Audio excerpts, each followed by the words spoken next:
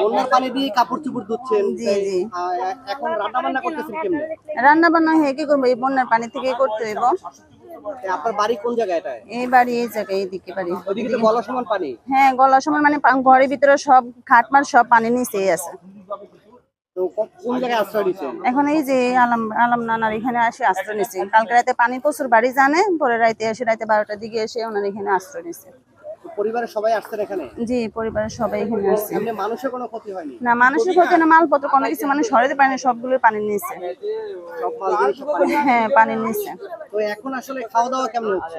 খাওয়া দাওয়া কি এখনো মানে কোনো ব্যবস্থা করতে পারি নাই। সকাল থেকে পোলা পানির অনেক কিছু করতে পারি নাই, বুঝছেন। খাওয়া দাওয়া তো কোনো ব্যবস্থা করতে পারতেছি না।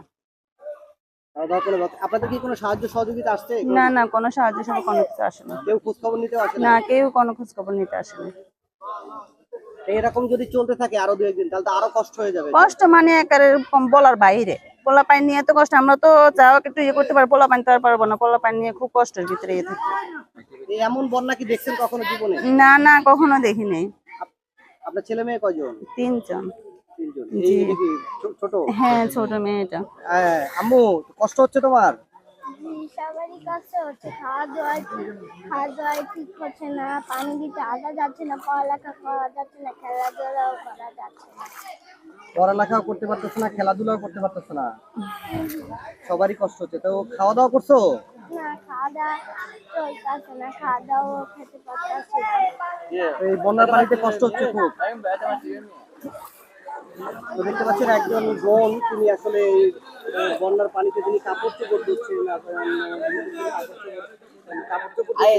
পানিতে তিনি কাপড় চোপড় ধুচ্ছেন। এই পানি দিয়েই তারা গোসল করতেছে, এই পানি দিয়েই তারা রান্না করতেছে এবং চাল ধুচ্ছে।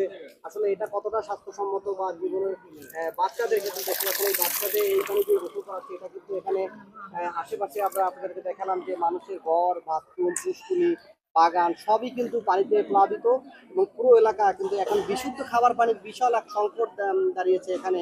আপনাদেরকে একটু আমরা পুরো এলাকাটা ঘুরে ঘুরে আমরা আপনাদেরকে দেখিয়েছি যে এখানে বিশুদ্ধ খাবার পানির খুব সংকট। এই যে বাচ্চাদের দেখতে পাচ্ছেন, এই বাচ্চাগুলো কিন্তু খুবই, যেমন গতকালকে আমরা আপনাদেরকে দেখিয়েছি যে এরকম ছোট ছোট 2টা বাচ্চা কিন্তু স্রোতের ভানে ভেসে গেছে ফেনীতে আমাদের চোখের সামনে। তো আসলে এরকম এখন অনেক জায়গায়, এই জায়গায় হয়তো বা এরকম জানের ক্ষয়ক্ষতি হয়নি, কিন্তু মানুষের মালের যেমন ক্ষয়ক্ষতি হচ্ছে বা প্রতিটা মুহূর্তেই আসলে এই ক্ষতি কবে তারা পুষিয়ে উঠতে পারবে এটাই আসলে এখন দেখার বিষয়। এই বাড়ি সামনে ডুবতে কখন? ডুবতে 3 দিন আগে।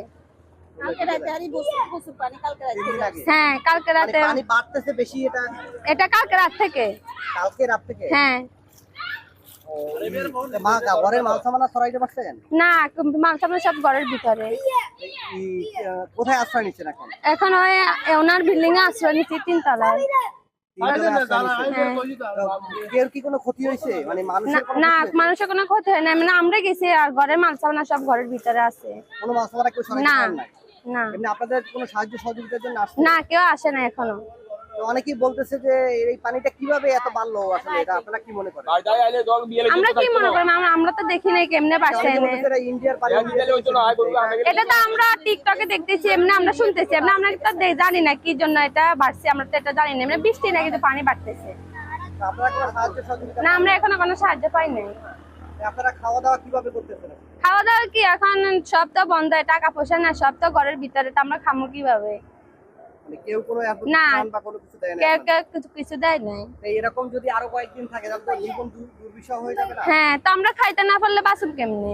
খাওয়ার পানিরও সংকট, খাওয়ার পানি না খাইতে হলে কেমনে বাঁচবো আমরা? খাওয়ার পানি এটা না, সব ডুবে গেছে না। খাওয়ার পানিও নাই, সব না।